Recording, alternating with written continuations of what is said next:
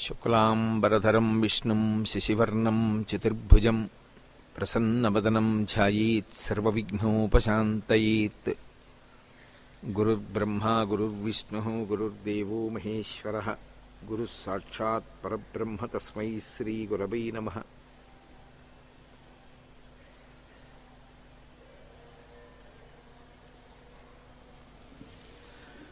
వ్యాసాయ విష్ణురూపాయ వ్యాసరూపాయ విష్ణవే నమో వై బ్రహ్మనిధయే వాసిష్ఠాయ నమో నమః. కూజంతం రామ రామీతి మధురం మధురాక్షరం ఆరుహ్య కవితాశాఖాం వందే వాల్మీకికోకిలం. శ్రుతిస్మృతిపురాణానాం ఆలయం కరుణాలయం నమామి భగవత్పాదశంకరం లోకశంకరం. వాగర్ధావివ సంపృక్తౌ వాగర్ధప్రతిపత్తయే జగతః పితరౌ వందే పార్వతీపరమేశ్వరౌ. సూక్తిం సమగ్రయతున స్వయమేవ లక్ష్మీః శ్రీరంగరాజమహిషీ మధురైఃకటాక్షైః. వైదగ్ధ్యవర్ణగుణగుంభనగౌరవైర్యాం కండూలకర్ణకుహరాः కవయోధయంతి. హైమోర్ధ్వపుండ్రమజహన్మకుటం సునాసం మందస్మితం మకరకుండలచారుగండం. బింబాధరం బహుళదీర్ఘకృపాకటాక్షం శ్రీవేంకటేశముఖమాత్మనిసన్నిధత్తాం. విమలపటి కమలకుటి పుస్తకరుద్రాక్షస్యస్తహస్తపుటి కామాక్షి పక్ష్మలాక్షి కలిత విపంచి విభాసి వైరించి. మనోజవం మరుతతుల్యవేగం జితేంద్రియం బుద్ధిమతాం వరిష్టం. వాతాత్మజం వానరయూథముఖ్యం శ్రీరామదూతం శిరసా నమామి. ఆపదామపహర్తారం దాతారం సర్వసంపదాం లోకాభిరామం శ్రీరామం భూయో భూయో నమామ్యహం. జయత్యతిబలో రామో లక్ష్మణశ్చ మహాబలః రాజాజైతి సుగ్రీవో రాఘవేణాభిపాలితః. దాసోహం కోసలేంద్రస్య రామస్యాక్లిష్టకర్మణః. హనుమాన్ శత్రుసైన్యానాం నిహంతా మారుతాత్మజః. న రావణసహస్రం మే యుద్ధే ప్రతిఫలం భవేత్. శిలాభిస్తు ప్రహరతః పాదపైశ్చ సహస్రశః. అర్దయిత్వా పురీం లంకాం అభివద్య చ మైథిలీం. సమృద్ధార్థో గమిష్యామి విశతాం సర్వరక్షసాం. ధర్మాత్మా సత్యసంధశ్చ రామో దశరథిర్యది. పౌరుషీ చ ప్రతిద్వంద్వశరైనం జహిరావిణం. హరి ఓం. పరమేశ్వర స్వరూపమైన సభకి నమస్కారం. యుద్ధాలు నీకెందుకు కానీ చక్కగా వేదాధ్యయనం చేసి యజ్ఞయాగాదులు చేస్తూ ఉంటారు. వాళ్ళ దగ్గరికి వెళ్ళి వాళ్ళతో పాటు కూర్చుని యజ్ఞయాగాదులు చేసుకో. లేదా క్షేమంగా ఉంటావు యుద్ధభూమిని విడిచిపెట్టి ఇంటికి వెళ్ళిపో. లేదు ఇక్కడే తిరుగుదాం అనుకుంటున్నావా, నీకు భయం లేకుండా ఉండాలంటే కృష్ణార్జునుడి చాటుకు పో తప్ప ఎక్కడ పడితే అక్కడికి వచ్చి మొనగాణ్ణని యుద్ధం చేయకు. చూసావా నీ ప్రారంధం ఎలా అయిందో అని తరిమి తరిమి విడిచిపెట్టాడు. కాబట్టి ఒకానొక సమయంలో కర్ణుడి చేతిలో ధర్మరాజు చిక్కి ప్రాణాలతో బయటపడి ఘోరముగా పరాభవింపబడి యుద్ధభూమి నుంచి తప్పుకున్నాడు. తర్వాత భీముడు ధర్మరాజు గారి జోలికి కర్ణుడు వెళ్ళాడనేటటువంటి కోపంతో ఆ కర్ణుడి మీదకొచ్చి ఒక భయంకరమైనటువంటి బల్యాన్ని విసిరాడు. ఆ బల్యం కర్ణుడి యొక్క శరీరంలోంచి దిగబడి అవతల వైపుకి వెళ్ళిపోయింది. వెంటనే ప్రాణాలు పోయాయా అన్నట్టుగా కర్ణుడు రథంలో ఒరిగిపోయాడు. ఒరిగిపోగానే అర్జునుడు భీముడు తన రథం దిగి పరిగెత్తుకుంటూ వచ్చి కర్ణుడి యొక్క నాలుక కోసైపోయాడు. ఎందుకని అంటే ఈ నాలుకతోటి ఈ నోటితోటి ఒకానొకప్పుడు కురుసభలో మాట్లాడకూడని మాటలు మాట్లాడాడు. కాబట్టి వీడి నాలుక ఉండడానికి వీల్లేదు, వీడి నాలుక కోసేస్తానని నాలుక పైకి లాగి కొయ్యబోయాడు. వెంటనే శల్యుడు జోక్యం చేసుకుని ఒక మాట చెప్పాడు, నువ్వు నాలుక కోసేస్తే చచ్చిపోతాడు. చచ్చిపోలేదు, బతికి ఉన్నాడు, ఇంకా స్పృహ తప్పాడు. ఇప్పుడు నువ్వు నాలుక కోస్తే చచ్చిపోతాడు. చనిపోయాడు అనుకో, నీ తమ్ముడు ప్రతిజ్ఞ చేశాడు అర్జునుడు కర్ణుణ్ణి చంపుతానని. అప్పుడు అర్జునుడి ప్రతిజ్ఞ ఏమవ్వాలి? నీ తమ్ముడి ప్రతిజ్ఞ గుర్తు తెచ్చుకుని ఈ కర్ణుణ్ణి వదిలి అన్నాడు. మామా భలే జ్ఞాపకం చేశావు, ఇలా జ్ఞాపకం చేయకపోతే ఆవేశంలో కోసేద్దును సుమా కర్ణుడి నాలుక. చచ్చిపోతే మా తమ్ముడి ప్రతిజ్ఞ పోనని చెప్పి భీముడు విడిచిపెట్టి వెళ్ళిపోయాడు. వెళ్ళిపోయిన తరువాత మళ్ళీ స్పృహ వచ్చింది. స్పృహ వచ్చిన తరువాత మళ్ళీ లేచాడు. లేచి పాంచాల వీరుల్ని, నకుల సహదేవుల్ని, ఉపపాండవులను, సాత్యకిని విశేషంగా బాధించాడు కర్ణుడు. అంటే ఆయన యొక్క అస్త్ర విద్య కానీ, ఆయన శౌర్య పరాక్రమములు కానీ తక్కువ అని చెప్పడం మాత్రం సాధ్యం కాదు. భీముడు అంటారా, మహానుభావుడు, అద్భుతమైనటువంటి యుద్ధవీరుడు. అలాగే వేరొక పర్యాయం, రెండో పర్యాయం, ధర్మరాజు గారు, నకులుడు, సహదేవుడు కర్ణుడి యొక్క ధాటిని తట్టుకోలేక ముగ్గురు ఒక్క రథమే ఎక్కేవలసి వచ్చింది. కర్ణుడికి దొరికితే చంపేస్తాడని చెప్పి ముగ్గురు ఒక రథమే ఎక్కారు. ఎక్కి ఇంకా కర్ణుడి చేతి నుంచి తప్పించుకొని ప్రాణాలతో బయటపడితే చాలన్న స్థితిని పొందారు. కుంతీదేవికి ఇచ్చినటువంటి మాట జ్ఞాపకానికి వచ్చి రెండో మాట దొరికిన ధర్మరాజుని, నకులుణ్ణి, సహదేవుణ్ణి మాత్రం చంపలేదు, కానీ చంపేసినంత పని చేశాడు. ఆ యుద్ధం చూసిన వాళ్ళకి ఏమనిపించిందంటే, ఒక్క క్షణంలో ముగ్గురిని కర్ణుడు మట్టు పెట్టేస్తాడు, ముగ్గురు చచ్చిపోతారనిపించింది. అప్పుడు శల్యుడు జోక్యం చేసుకున్నాడు. అదే సమయానికి భీముడు దుర్యోధనుణ్ణి ఆక్రమించి దుర్యోధనుణ్ణి చంపడానికి సిద్ధమవుతున్నాడు. దుర్యోధనుడు భీముడికి దొరికాడు, ధర్మరాజు, నకులుడు, సహదేవుడు కర్ణుడికి దొరికాడు. వెంటనే శల్యుడు తెలివితేటలుగా అన్నాడు, నువ్వు ఇక్కడ ధర్మరాజుని, నకులుణ్ణి, సహదేవుణ్ణి చంపేస్తావు. ఎవరి కోసం ఈ యుద్ధం? అది అక్కడ చచ్చిపోవడానికి సిద్ధంగా ఉన్నాడు దుర్యోధనుడు. తీరా దుర్యోధనుణ్ణి చంపేసిన తర్వాత వీళ్ళ ముగ్గురిని చంపినా ఎవరి కోసం ఈ యుద్ధం, ఎవరి కోసం ఈ విజయం? కాబట్టి వీళ్ళని చంపడం కాదు, ముందెళ్ళి నీ ప్రభువుని కాపాడన్నాడు. అనగానే వీళ్ళ ముగ్గురిని వదిలేశాడు. ఎటూ చంపడలేండి, వీళ్ళ ముగ్గురిని వదిలి మళ్ళీ భీముడి మీద యుద్ధం చేసి దుర్యోధనుణ్ణి విడిపించుకునేటటువంటి ప్రయత్నంలో వెళ్ళిపోయి ఆ దుర్యోధనుణ్ణి విడిపించుకున్నాడు.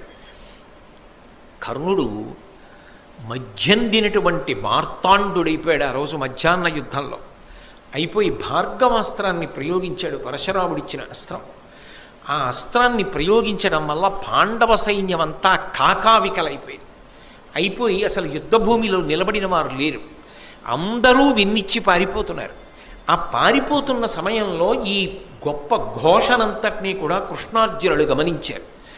గమనించి ఈ సమయంలో మనం కూడా కర్ణుడి ముందుకు వెళ్ళడం మంచిది కాదు అర్జున, ఎందుచేత అంటే ఆయన దుర్నిరీక్షుడై ఉన్నాడు, చాలా ఉత్సాహంతో ఉన్నాడు.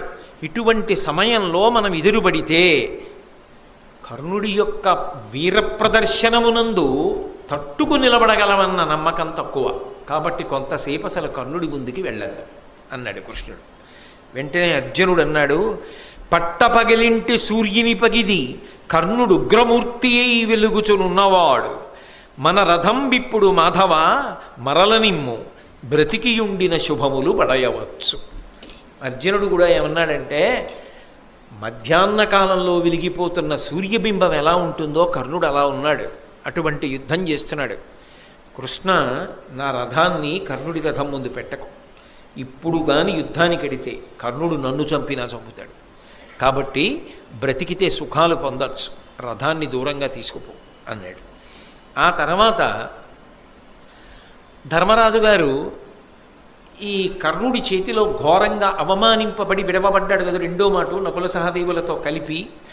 నకుల సహదేవుల్ని యుద్ధానికి పోయి భీముడికి సహాయం చేయండి అని చెప్పి ఆ కర్ణుడు అన్న మాటలు మనసుని ములుకుల్లా గుచ్చుకుంటుంటే తట్టుకోలేక శిబిరానికి వెళ్ళిపోయి శరీరంలో గుచ్చుకున్న బాణాలన్నీ బయటికి లాగించుకుని అపారమైన శోకంతో పడుకుని ఉన్నాడు. ఆ తర్వాత కృష్ణార్జునుడు ఇద్దరూ వచ్చారు. మీరు మహాభారతంలో శ్రీకృష్ణుడు అన్న దగ్గర దాని గురించి సవివరంగా విన్నారు. వచ్చిన తరువాత కర్ణుణ్ణి గెలిచి వచ్చాడు అర్జునుడు అనుకుని ధర్మరాజు గారు మాట్లాడడం, నేను ఇంకా గెలవలేదు అని చెప్పడం. ఆగ్రహించినటువంటి ధర్మరాజు గారు గాంధీవాన్ని కృష్ణుడికి ఇచ్చి కృష్ణుడు గెలుస్తాడన్నాం, గాంధీవం ఎవరికైనా ఇచ్చేయమని ఎవడంటాడో వాడి తల పగలగొట్టేస్తాను, వాడిని చంపేస్తానని ప్రతిజ్ఞ చేశానని చెప్పి అర్జునుడు వరలోంచి కత్తి తీయడం. ఇదెక్కడి గొడవ, శత్రువీరుల్ని చంపడం మానేసి మీలో మీరు పొడుచుకు చచ్చిపోతే ఇంకా యుద్ధం ఎవరి కోసమని కృష్ణుడు ఆపి అర్జునుణ్ణి, పెద్దవాణ్ణి అనరాని మాటలంటే చంపినట్టే, కాబట్టి ధర్మరాజు గారిని కొంతసేపు నింద చేయమంటే ధర్మరాజు గారిని అర్జునుడు నింద చేసి చంపిన దానితో సమానం అయిపోయింది కాబట్టి ఇప్పుడు కత్తి తీసి తాను పొడి చేసుకోబోయాడు. ఇది నువ్వెందుకు పొడి చేసుకుంటున్నావు అన్నాడు కృష్ణుడు. ఇంతటి మహాత్ముడు ధర్మరాజు గారిని నిందించాను కాబట్టి ఈ శరీరంతో ఉండలేను, నేను పొడి చేసుకుంటానన్నాడు. నేను పొడి చేసుకుంటానంటే మళ్ళీ కృష్ణుడు జోక్యం చేసుకుని ఎవడిని వాడు పొగుడుకుంటే వాడు మరణించినట్టే, కాబట్టి నిన్ను నీవు పొగిడేసుకో కాసేపు అన్నాడు.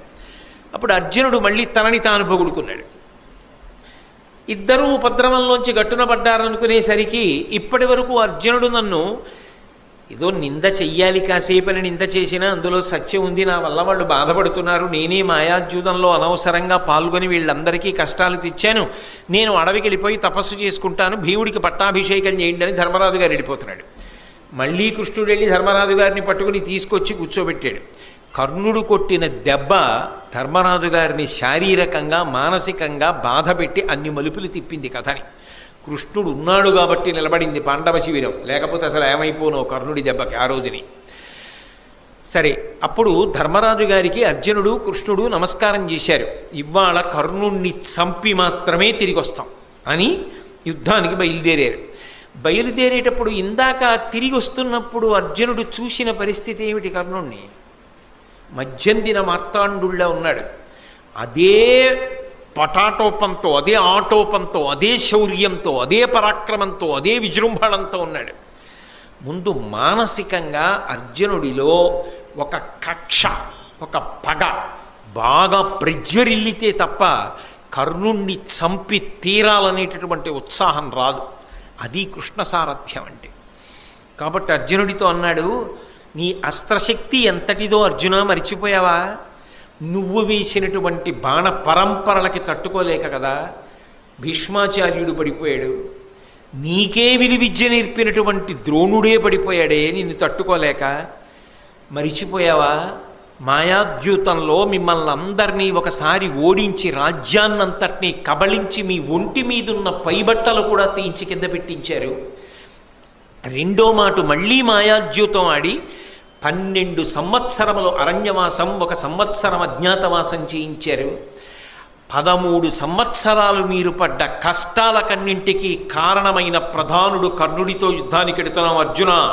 నీ పౌరుషాన్నంతటినీ కూడా పుంజుకో, నీ ప్రతాపాన్నంతటినీ ప్రదర్శించు, కర్ణుడి తల తెగిపోలిసిందే ఇవాళ.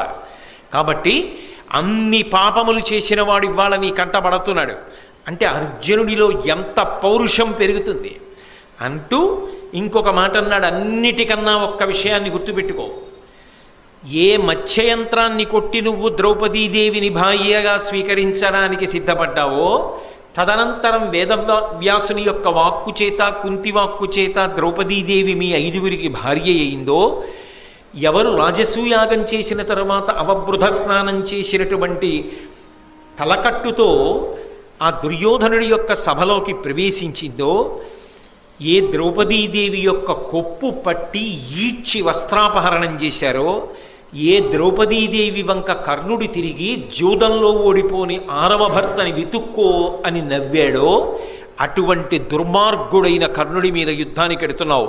తల మిగలచ్చా కర్ణుడిది అంటే ఇక అర్జునుడు ఎంత పగతో వెళ్ళాలో అంత పగతో వెళ్ళడానికి, అంత ఉత్సాహం పుంజుకోవడానికి కావలసినది నూరి పోషేశాడు కృష్ణ పరమాత్మ.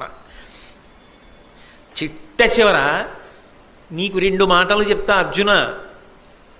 నేనే రాయబారానికి వెళ్ళా మీకోసం. నేను రాయబారానికి వెళ్ళినప్పుడు నన్నే పట్టాలి, బంధించాలి అని ప్రయత్నం చేసిన దుష్టచతుష్టయంలో ఈ కర్ణుడు లేడా? కృష్ణుడంటే ప్రాణం అర్జునుడికి. నన్ను పట్టాలనుకున్నాడు కదా, ఇప్పుడు నువ్వు పౌరుషం ప్రదర్శించవా?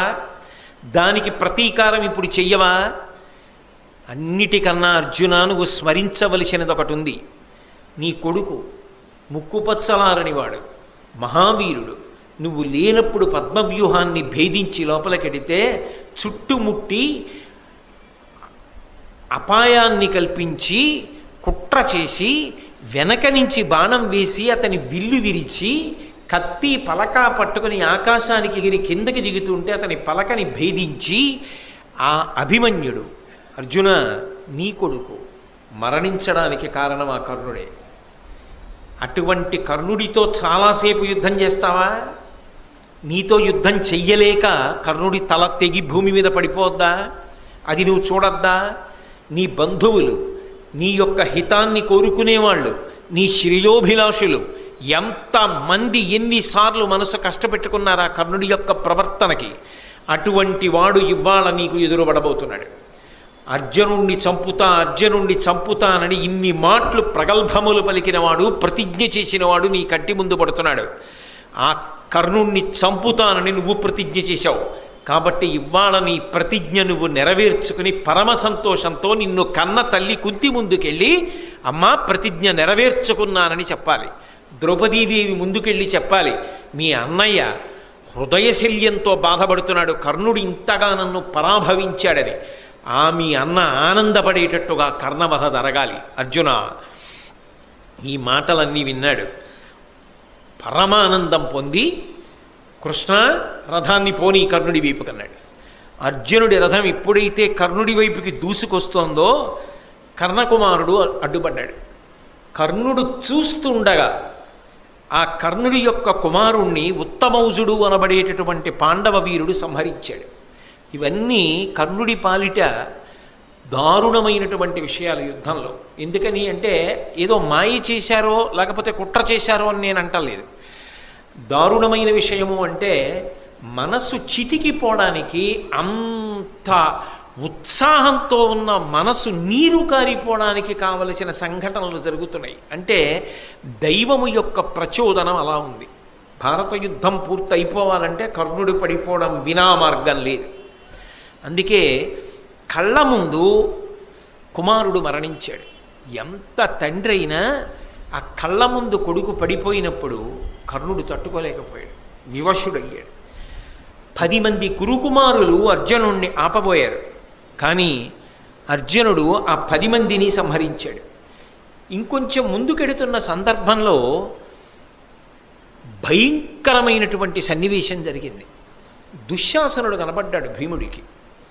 ఈ దుర్మార్గుడు నా కన్నులకు ఎదురుగుండా ఇవాళ కనబడ్డాడు, వీణ్ణి చంపుతానని ఎక్కడ లేని పౌరుష ప్రతాపాలతో భీముడు వెళ్ళి గదాయుద్ధం చేసి ఆ దుశ్శాసనుడి యొక్క శరీరాన్ని 2 చేతులతో ఎత్తి పట్టి గిరగిరా తిప్పి నేలకేసి కొట్టి, పాదాలతో శరీరాన్ని తొక్కి, మోకాలితో కంఠం మీద అదిమి పట్టి నొక్కి తలని గిరగిరా తిప్పి, ఇంకా పగ తీరక ఆయన మీద కూర్చుని దుశ్శాసనుడి మీద నృసింహస్వామి హిరణ్యకశిపుని యొక్క గుండెలు ఎలా బద్దలగొట్టాడో అలా వక్షస్థలాన్ని చీల్చి ఆ నెత్తురు దోషిటితో పట్టుకుని త్రాగి, చిన్నప్పుడు తాగిన పాల కన్నా అంతఃపురంలో తాగిన పళ్ళరసాల కింద కక్ష తీరేటట్టు తాగిన ఈ నెత్తురు రుచి ఎక్కువ అని ఆ నెత్తురు తీసి ఒళ్ళంతా చల్లుకుని పదే చుట్టూ తిరుగుతూ వచ్చి దుశ్శాసనుణ్ణి తొక్కుతుంటే అటు దుర్యోధనుడు ఇటు కర్ణుడు బాణం వెయ్యడం కూడా మరిచిపోయి భీముణ్ణి చూస్తూ నిలబడిపోయారు. అంత ఉగ్రమూర్తి అయి ఆ దుశ్శాసనుణ్ణి సంహరించాడు భీముడు. తన కళ్ళ ముందు కొడుకు పోయాడు, కళ్ళ ముందు 10 మంది పోయారు ఆ కురుకుమారు. వెంటనే భయంకరమైన రీతిలో దుశ్శాసనుడు పోయాడు. అసలు ఆ భీముడి యొక్క రూపాన్ని చూశారు. నెత్తురంతా ఒంటి మీద చల్లేసుకుని యుద్ధభూమిలో పరిగెడుతుంటే ఆ భీముణ్ణి చూసి పారిపోయింది కురుసైన్యం అంతా. ఎవరి జోలికి వస్తాడో, ఎవరడ్డొస్తే ఏం చేస్తాడో అని. అటువంటి భీకర సమయంలో మనసంతా కదిలిపోయింది. కర్ణుడు కూడా నిశ్చేష్టుడైపోయాడు, దుర్యోధనుడు నిశ్చేష్టుడైపోయాడు. అటువంటి సమయంలో ఇంకొక 10 మంది కురుకుమారులు భీముడి వైపుకి ఎడుతుంటే అర్జునుడు ఆ 10 మందిని చంపేశాడు. అప్పటికి దుర్యోధనుడి యొక్క 20 మంది సోదరులు పోయారు, కర్ణుడి యొక్క కొడుకు పోయాడు, దుర్యోధనుడి యొక్క తమ్ముడు భీముడి చేతిలో పోయాడు దుశ్శాసనుడు. ఇన్ని వెంట ఒక్క క్షణంలో జరిగిపోతున్నాయి. ఎంత పెద్ద మంట అయినా 10 బిందెలతో అదే పనిగా తెచ్చి నీళ్లు పోసేస్తుంటే ఎలా చల్లారిపోతుందో, అప్పటి వరకు మధ్యందిన మార్తాండుడిలా వెలిగిపోయిన కర్ణుడిలో ఉన్నటువంటి పౌరుష ప్రతాపాలు కొంత తగ్గడానికి, ఆయన మనసు వికలమవడానికి ఇది కారణమైంది. దీనికి తోడు కర్ణుని యొక్క కుమారుడు ఉన్నాడు, ఆయన పేరు వృషసేనుడు. అతడు ఒక్కడే ధైర్యం చేసి భీముడి వైపుకి వెళ్ళాడు. కానీ భీముడు ఆయనతో యుద్ధం చేశాడు. ఈలోగా అర్జునుడు శక్తివంతమైనటువంటి బాణాన్ని ప్రయోగించి కర్ణుడి కళ్ళ ముందే ఆ కొడుకు వృషసేనుడి యొక్క తల తరిగేశాడు. కళ్ళ ముందు ఇంకొక కొడుకు తల తెగి నేల మీద పడిపోయింది. ఇవన్నీ చూసిన తరువాత ఎంతటి వాడికైనా మనస్సు వికలమైపోతుంది. కర్ణుడు అర్జునుడితో యుద్ధానికి వెళ్లే ముందు జరిగినటువంటి సంఘటనల పరంపర. ఈలోగా ఆకాశంలోకి దేవేంద్రుడు, బ్రహ్మగారు, పరమశివుడు వీళ్ళందరూ వచ్చి నించున్నారు. నించుని నరనారాయణులు, ఆ కృష్ణార్జునులు ధర్మ సంస్థాపన కోసం అవతరించిన వారు. ఈ కర్ణుడు అధర్మపక్షాన్ని ఆశ్రయించినవాడు.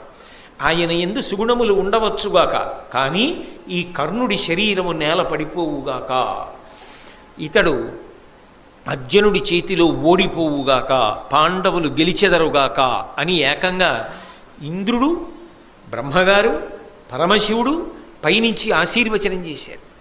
దానికి తోడు కృష్ణ పరమాత్మ సారథ్యం చేస్తున్నాడు. ఇద్దరి మధ్య భయంకరమైన యుద్ధం ప్రారంభమైంది. అటు కృష్ణార్జునులు ఇద్దరూ శంఖాలు పూరించారు, ఇటు కర్ణశల్యులు ఇద్దరూ శంఖాలు పూరించారు. ఒకరు వేసిన అస్త్రానికి తీసిపోకుండా రెండో వారు అస్త్రం వేస్తున్నారు. కర్ణార్జునుల యొక్క యుద్ధం జరుగుతుంటే ఇక చాలా సైన్యం మనమే ఉంది, క్షణాల మీద కొట్టుకోవచ్చు, చావచ్చు, ఈ యుద్ధం మళ్ళీ చూడడం కుదురుతుందా అని యుద్ధం మానేసి చూస్తూ నిలబడ్డారు. అంత భయంకరమైనటువంటి యుద్ధం జరిగింది. ఇక అర్జునుణ్ణి నిర్జించాలనేటటువంటి బలమైన సంకల్పంతో తాను ఖాండవవన దహనం చేసినప్పుడు తన దగ్గరికి వచ్చి నాగాస్త్రంగా మారినటువంటి అశ్వసేనుడు అనబడేటటువంటి సర్పానికి సంబంధించినటువంటి బాణము కర్ణుడు వరలో పెట్టి ప్రత్యేకంగా చందనముతోటి పుష్పాలతోటి పూజ చేసి ఎప్పుడూ భద్రంగా ఉంచుతాడు. అటువంటి బాణాన్ని తీసి గురి చూసి సంధించి అర్జునుడి మీదకి విడిచిపెడుతున్నాడు. శల్యుడు కర్ణుడి వంక చూసి అన్నాడు, నువ్వు పెట్టిన గురి సరికాదు, కంఠానికి పెట్టపోయి క్రీగంటి దగ్గర పెట్టావు, మార్చ్ అన్నాడు. ఈ మాట అనేటప్పటికీ కర్ణుడికి ఎక్కడలేని కోపం వచ్చింది. నేను యోధాన యోధుణ్ణి, నాకు గురి పెట్టడమే రాదా? నువ్వు అన్నావు కాబట్టి నేను గురి మార్చను, నేను అలాగే వేస్తాను బాణాన్ని అని బాణం వేశాడు. అది నిజానికి అర్జునుడి యొక్క కంఠాన్ని ఉత్తరించేయాలి, కానీ సారథ్యం చేస్తున్నవాడు ఎవరు? కృష్ణ పరమాత్మ. అందుకే ఆయన రథాన్ని 5 అంగుళాలు భూమిలో దిగబడిపోయేటట్టుగా తొక్కాడు. ఆ బాణం కంఠానికి గురిపెట్టింది. 5 అంగుళాల రథం కిందకెళ్లడంలో, అర్జునుడు కూడా కిందకెళ్లడంలో కిరీటాన్ని కొట్టి వెళ్ళిపోయింది. అయినా పగతీరకది మళ్ళీ వస్తుంటే కృష్ణుడు ఈ వృత్తాంతాన్ని అంతటినీ చెప్పిన కారణం చేత 6 బాణములు ప్రయోగించి అర్జునుడు ఆ సర్ప సంబంధమైన బాణాన్ని తుత్తునియలు చేసేశాడు, ముక్కలు చేసేశాడు. కర్ణుడు ఎంతో కష్టపడి యుద్ధం చేస్తున్నాడు. భార్గవాస్త్రం జ్ఞాపకానికి వస్తుందేమో అర్జునుడి మీద ప్రయోగిద్దామని ఎంతో ప్రయత్నం చేశాడు. పరశురాముడి శాపం ఉంది కదా, భార్గవాస్త్రం స్ఫురణకి రాలేదు. అవతల అర్జునుడు బాణములు కుప్పించేస్తున్నాడు. అదే సమయంలో ఆ కర్ణుడి యొక్క రథచక్రం భూమిలో దిగబడిపోవడం మొదలుపెట్టింది. అవతల సరిగ్గా నిలబడడానికి లేదు. భార్గవాస్త్రమా జ్ఞాపకానికి రావట్లేదు. అర్జునుడా బాణ పరంపర కురిపించేస్తున్నాడు. రథమా కదలదు, ధనస్సా విరిచేశాడు. అయినా ఇంకొక ధనస్సుని బాణాన్ని తీసుకుని యుద్ధం చేశాడు. ఎంత గొప్ప యుద్ధం చేశాడంటే గాంధీవం యొక్క అల్లెతాడు కట్టే ముడి విడిపోయేటట్టుగా కొట్టాడు. మళ్ళీ ముడిని సరిచేసుకుని అర్జునుడు యుద్ధం చేశాడు. కిందకి దిగి ఆ రథం యొక్క కాడి కింద తన భుజం పెట్టి ఆ రథాన్ని పైకెత్తడం కోసమని ప్రయత్నించాడు. అయినా ఆ రథం పైకి రాలేదు. కానీ ఆశ్చర్యం ఏమిటంటే ఈ భూమి అంతా కులపర్వతాలతోటి సముద్రాలతోటి 6 అంగుళాల పైకి లేచింది. అంటే కర్ణుడి యొక్క భుజశక్తి అటువంటిది. మొత్తం భూమి లేచింది, కానీ ఆ రథం మాత్రం భూమిలోంచి పైకి రాలేదు. జ్ఞాపకానికి వచ్చింది, ఒకప్పుడు ధేనువుని కొట్టాను, కావాలని కొట్టలేదు, సాధన చేస్తుండగా బాణం తగిలింది. వేడుకున్నాను ఆ బ్రాహ్మణుణ్ణి, నీకు అనేక ఆవులు ఇస్తాను, దూడలు ఇస్తానన్నాను, ఆయన వినలేదు. ఎవరిని మనసులో పెట్టుకుని ఇంత తీవ్ర సాధన చేసి ధేనువు మీద బాణం పడేటట్టుగా కొట్టావో ఆ వీరుడితో యుద్ధం చేసేటప్పుడు నీ రథచక్రము భూమిలో కుంగిపోవుగాక అని శపించాడు. వెంటబడి ప్రతిమాలిన ఆయన అంగీకరించలేదు, ఆ శాపాన్ని ఉపసంహారం చేయలే. అందుకే రథచక్రం భూమిలో దిగబడిపోయింది అనుకున్నాడు. అనుకుని అర్జునుడి వంక చూసి ఆ అర్జునుడన్నాడు, అరదంబు చక్రంబు ధరజాల కృంగిన ఎత్తెద అంతకు నీయకుండు ఏను భూమిస్థుడ నీవు రథస్థుండ వియ్యడ తగవగు నీయకునికి విరిదలవానికి విరధుని ఆయుధం విడినవానిని శూరులేయరెందు మహిత శూరుడవు అనుమాత్రగా మహిత శూరుడవను మాత్రగా ఉత్తమ కులుడవు రణధర్మ కొవిదుండవు ఇట్టి నీవు తగిన ఎట్టి భంగిన అని చెయ్యవలయు ఇట్లు చెప్పుటెల్ల పాడి ఏర్పడంగా పలుకుట గాని గోవిందునకును నీకు వెరచి కాదు. అర్జున, నువ్వు రథం మీద ఉన్నావు, నేను భూమి మీద ఉన్నాను. నా రథచక్రం కుంగిపోయింది, నా రథచక్రం భూమిలోంచి పైకి రావట్లేదు. నేను రథాన్ని ఎత్తి సరిచేసుకునే ప్రయత్నం చేస్తున్నాను. అయినా ఎదుటి వీరుడు భూమి మీద ఉన్నా లేక అస్త్రములను విడిచిపెట్టి వెన్ను చూపించి పారిపోతున్నా తల విరబోసుకుని ఉన్నా అటువంటప్పుడు ధర్మాత్ముడైనటువంటి ఎదుటి వీరుడు బాణములు వేసి కొట్టకూడదు. నువ్వు ఉత్తమ వంశమునందు జన్మించావు, గొప్ప అస్త్రవిద్య నేర్చుకున్నావు, ధర్మం తెలిసిన్నవాడివి. నేను ఇప్పుడు బాణములు వెయ్యలేని స్థితిలో ఉన్నాను, రథాన్ని ముందు భూమి మీద సరిచేసుకునే ప్రయత్నంలో ఉన్నా. అయినా నువ్వు ఆపకుండా బాణప్రయోగం చేస్తున్నావు. కొంతసేపు బాణప్రయోగం ఆపు. నీకో గోవిందుడికో భయపడి నేను ఈ మాట చెప్పట్లేదు, ధర్మం చెప్పాలి కాబట్టి చెప్తున్నాను అన్నాడు. అంటే కృష్ణ పరమాత్మ అన్నాడు, అబ్బా ఇప్పుడు ధర్మం జ్ఞాపకానికి వచ్చిందా? జ్ఞాపకానికి వస్తే రక్షించేది కాదు ధర్మం, అనుష్ఠిస్తే రక్షించేది. నువ్వు ఎంత ధర్మాన్ని అనుష్ఠించావు జీవితంలో? పాండవులను తక్కువ చేసి మాట్లాడినప్పుడు ఈ ధర్మం జ్ఞాపకానికి రాలా? ద్రౌపదీదేవిని అవమానించినప్పుడు ఈ ధర్మం జ్ఞాపకానికి రాలా? అదే పనిగా అర్జునుడిని చిన్నతనం చేసి మాట్లాడినప్పుడు ఈ ధర్మం జ్ఞాపకానికి రాలా? నువ్వు పాటించనిది ధర్మం. నీకు అక్కడికి రమ్మంటే ఎక్కడి నుంచి వస్తుంది? ఇతని రథచక్రము పైకి లేవదు అర్జున, ఎందుకంటే ఇతనికి శాపం ఉన్నది. కాబట్టి నువ్వు వేచి ఉండవలసిన అవసరం లేదు. అతని రథము భూమి మీదకి సక్రమంగా వస్తుందనుకుంటే ఆగవచ్చు, అది వచ్చే సమస్యే లేదు, ఎందుకంటే అది శాపం. కాబట్టి బాణప్రయోగం చెయ్యి అన్నాడు. వెంటనే అర్జునుడు ఒక దివ్యమైనటువంటి బాణాన్ని తీసి ఏను తపశ్చరణంబున దానంబున గురుజనాభితర్పణమున నిత్యాసూన వ్రతశీలుడని నీయు కర్ణు తలత్రించు ఈ శరమనియన్. నేను ప్రతిరోజు కూడా పుణ్యకార్యములు చేసిన వాడనైతే, గురుజనులను తృప్తిపరచినటువంటి వాడనైతే, నిత్యానూన వ్రతశీలుడని నీయు ప్రతిరోజు పుణ్యకర్మలు తప్పకుండా చేసిన వాడనైతే, నేను ఇప్పుడు వేసేటటువంటి ఈ బాణము కర్ణుని యొక్క తలను త్రుంచుగాక అని చెప్పి గాంధీవానికి తొడిగి ఆ బాణాన్ని ప్రయోగించాడు. చరమగిరి నుండి పడియడు తరణికరణి సూతపుత్రు తలవడ కాంతి స్ఫురణోజ్వలంబు అతి సుందరముగు అగు కాయమట్లు ధరణింపడియన్. ఆ అర్జునుడు వేసినటువంటి బాణానికి కంఠం తెగిపోయి ఎంతో అందంగా ఉండేటటువంటి ఆ కర్ణుడి యొక్క తల బంగారు రంగు కలిగినటువంటి శరీరం నుంచి వేరైపోయి నిత్తురు కారుతూ భూమి మీద పడిపోయింది. ఆ శరీరం ఇంకొక పక్కకు పడిపోయింది. అధిప అంతన గనువిచ్చి అఖిల జనలు కనుగొనంగా ఆ యుజ్వల తనువు విడిచిచని సముద్దీప్తమైన తేజంబు వారిజాప్త బింబంబు సొచ్చే అత్యద్భుతముగా. పశ్చిమాద్రిన అస్తమించడానికి సిద్ధపడుతూ ఎరుపు రంగుని పుంజుకుంటున్నటువంటి సూర్యబింబంలోకి కర్ణుడి శరీరంలోంచి ఒక దివ్యమైనటువంటి కాంతి వెళ్ళి కలిసిపోయింది. సూర్యభగవానుడు చూశాట ఆకాశంలోంచి, అబ్బా నా అనుగ్రహాన్ని పొందినవాడు, నన్ను ఉపాసన చేసినవాడు, నా అంశలో వెలిగినవాడు, భారత యుద్ధానికి కారణమైనవాడు, ధర్మ సంస్థాపనకు నిజానికి పరమకారణమైనవాడు ఇవాళ యుద్ధభూమిలో పడిపోయాడు. తల తెగి నెత్తురు కారుతుండగా అలా పడిపోయాడు. ఎవడు రథం మీద నిలబడి ఉండగా భార్గవాస్త్ర ప్రయోగం చేశాడో, ఎవడు పాండవ సైన్యాన్ని కాకావికలు చేశాడో, వాడు లేని రథం ఇప్పుడు మాత్రం ఆ చక్రం భూమి మీదకి మళ్ళీ మామూలుగా వచ్చేసింది అని. ఎంతైనా మరి కొడుకు కదా కర్ణుడు, కిరణములు చేతులు కదా సూర్యుడికి, తల తెగిపోయినటువంటి కర్ణుడి శరీరాన్ని ముట్టుకున్నాయి కదా, స్నానం చేయాలని సముద్రంలోకి సూర్యుడు దిగిపోయాడా అన్నట్టుగా బింబం అస్తమించింది. ముఖం ఎర్రబడి శల్యుడు ఖాళీ రథాన్ని తోలుకుని దుర్యోధనుడి దగ్గరికి వెళ్ళిపోయాడు. కౌరవ సైన్యం అంతా కాకావికలై చెల్లాచెదరైపోయింది.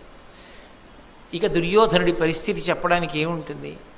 కర్ణుడితో వెళ్ళిన రథం, ఆశలు పెట్టుకున్న రథం కర్ణుడు లేకుండా ఒక్కటే తిరిగి వచ్చేసింది. అప్పుడు అన్నాడు శల్యుడు, ఇప్పటిదాకా ఎక్కడా చూడలేదో ఈ దుర్యోధన ఇటువంటి యుద్ధం. ఏమి యుద్ధం చేశాడయా కర్ణుడు? మనుష్యులమేమిటయా, దేవతలు వచ్చి ఆకాశంలో నిలబడి చూశారు ఆయన చేసిన యుద్ధాన్ని. కర్ణుడు ధన్యుడు, మహాత్ముడు, మహానుభావుడు, అంత గొప్ప యుద్ధం చేశాడు. ఇన్ని శాపాలుండి కూడా హరివీర భయంకరుడు యుద్ధం చేశాడు. అన్నిటికన్నా గొప్ప విషయం ఏమిటంటే ఆయన చేసిన యుద్ధానికి కృష్ణార్జునులు కూడా తెల్లబోయి తడబడ్డారు. నిజం కదా మరి, అన్నాడుగా బతికియుండిన సుఖములు బడయవచ్చు అన్నాడు అర్జునుడు. అంత గొప్ప యుద్ధం చేసి అస్తమించాడు. అటువంటి మహావీరుడు ఆయనకి సారథ్యం చేశానన్నాడు. ఇప్పుడు కర్ణుడు పడిపోయిన తర్వాత ఆ విధంగా మహాభారత యుద్ధకాలమునందు కర్ణుడు పడిపోయాడు. ఆ తర్వాత నల్లేరు మీద నడక, మిగిలిన వాళ్ళు పడిపోయారు. దుర్యోధనుడి తొడలు భీమసేనుడు విరగొట్టాడు. ధర్మరాజు గారికి పుణ్యజలాలతో కృష్ణ పరమాత్మ దగ్గరుండి పట్టాభిషేకం చేయించారు. ఆ పూజలో ఉంచి పూజించినటువంటి శంఖంలోకి నదీ జలములన్నింటినీ తీసి సమస్త భూమండలానికి సార్వభౌముడిగా ధర్మరాజు గారికి పట్టాభిషేకం చేశారు. ధర్మరాజు గారు పట్టాభిషిక్తుడైన తరువాత అప్పుడు భూమి అంతా సస్యశ్యామలమై ధార్మికమైనటువంటి బుద్ధితో ప్రజలందరూ ప్రవర్తిస్తూ సంతోషంగా ఉంది. నరనారాయణుల యొక్క అవతారమునకు కావలసినటువంటి ప్రయోజన సిద్ధి కలిగింది. అంత గొప్ప భారతం. ఆ భారతం వచ్చినదే ధర్మ సంస్థాపనకి. ఆ ధర్మ సంస్థాపనలో అత్యంత క్లిష్టమైన ఘట్టము కర్ణుడు పడడం. దాని చేత నరనారాయణులు ప్రీతి చెందారు. ధర్మ సంస్థాపన జరిగింది అని చెప్పి దేవతలందరూ సంతోషించారు. కర్ణుడికి కూడా అంతకన్నా మార్గం లేదు కాబట్టి ఆయన కూడా ఉత్తమగతులను పొంది వీరస్వర్గాన్ని అలంకరించాడు. కాబట్టి ఈ విధంగా ధర్మరాజు గారు పట్టాభిషేకం చేసుకున్న కారణం చేత చాలా చాలా గొప్పగా భూమి అంతా సస్యశ్యామలమై సంతోషకరంగా ప్రజలందరూ జీవనాన్ని కొనసాగించారనేటటువంటి మంగళకరమైన ఘట్టం దగ్గర నేను ఇవాల్టి ఈ ప్రవచనాన్ని పూర్తి చేస్తున్నాను. కానీ ఒక్కటి చెప్తారు పెద్దలు, మహాభారతంలో కర్ణుడు చాలా చాలా గొప్ప విషయం. అది వినడం, అది చెప్పడం కూడా అభ్యున్నతికి హేతువు అంటారు. కర్ణ వధ కూడా అంత చాలా గొప్పది అని చెప్తారు. చాలా ఆశ్చర్యకరంగా ఇవాళ నేను కర్ణవధ చెప్పాలి అని తెల్లవారకట్ట లేచి అయ్యో కర్ణుడు పడిపోవడం చెప్పాలి, ఇవాళ కర్ణుడు పడిపోవడం చెప్పాలి అని మానసికంగా సిద్ధపడుతున్నా. ఎందుకంటే అటువంటి క్లిష్టమైన విషయం చెప్పడం నాకు బాధాకరమే. నేను సభలో పంచుకోలేను. కానీ మహాభారతము ఎంత శక్తివంతమైనదో నాకు ఇవాళ అనేక సందర్భాల్లో నిరూపణమైంది. నేను అటువంటి సందర్భాలు జరిగినప్పుడు నా భార్యని పిలిచి చూపించాను కూడా. చూసావా మహాభారతం ఎంత శక్తివంతం, ఎంత ఆశ్చర్యకరమైన విషయాలు జరుగుతున్నాయో చూసావా అని నేను నా భార్యతో పంచుకున్నాను. అంటే ఇవాళ నేను ఎప్పుడూ రానివాడిని సభకి ఆలస్యం అయ్యానంటే నా ప్రమేయం లేకుండా ఇవాళ చాలాసేపు గోశాలలో ధ్యానమందిరం దగ్గర కృష్ణ భగవానుడి దగ్గర నన్ను అట్టిపెట్టిన తరువాత పరమాత్మ ఈ ఘట్టాన్ని పూర్తి చేయడానికి పంపించాడు. అంటే అది సామాన్యమైన ఘట్టం కాదు. మహాభారతంలో కర్ణుడి పాత్ర పరిశీలనం అంత గొప్పది అని పెద్దలు ఎందుకు చెప్తారో స్వానుభవంలో నాకు అర్థమైంది. ఇది నేను కేవలంగా ఈ విషయాలు సభలో పంచుకోలేను, కానీ కొంతవరకు మీరు ఆ నమ్మకం కలిగిన వారు, ఆ సద్బుద్ధి కలిగిన వారు కాబట్టి ఈ 2 మాటలు చెప్పకుండా ఉండలేక చెప్పాను. ఈసారి ఫిబ్రవరి 27వ తారీఖున ప్రారంభం చేసినటువంటి భారత ప్రవచనం ఇవాల్టితో పూర్తయిపోయింది. మళ్ళీ వేరొక పర్యాయం మహాభారతాన్ని ప్రారంభం చేసినప్పుడు ఏ మహానుభావుడి గురించి విన్న కారణం చేత అపారమైనటువంటి పుణ్యం కలుగుతుందని పెద్దలు చెప్తారో, ఎవరి గురించి విన్న కారణం చేత తేజస్సు లభిస్తుందో, ఎవరి గురించి విన్న కారణం చేత కృష్ణ పరమాత్మ మహదానందాన్ని పొందుతాడో అటువంటి ధర్మరాజు గారితో ప్రారంభం చేస్తాను. మళ్ళీ మహాభారత ప్రవచనం ఇప్పుడు ప్రారంభం చేస్తాను అన్న విషయాన్ని నేను ఇప్పుడు ప్రకటించలేను, కానీ ఆ తేదీ ప్రకటింపబడవలసిన సమయం ఆసన్నమైనప్పుడు గోపాలకృష్ణ గారు దాన్ని మీకు అందరికీ అందుబాటులోకి వచ్చేటట్టుగా చూస్తారు. కాబట్టి ఇవాల్టితో ఈ ప్రవచనాలు పూర్తి చేసినట్టు.